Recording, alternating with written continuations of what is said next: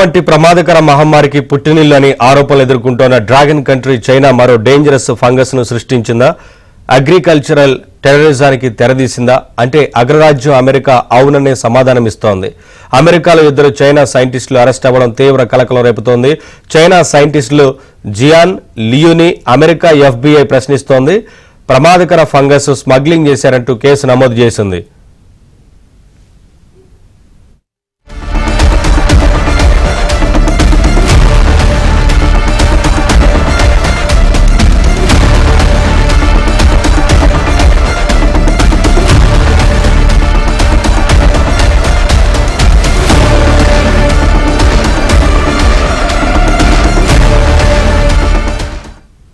ఈ సైంటిస్టులకు సంబంధించి FBI director cache Patel సంచలన విషయాలు బయటపెట్టారు.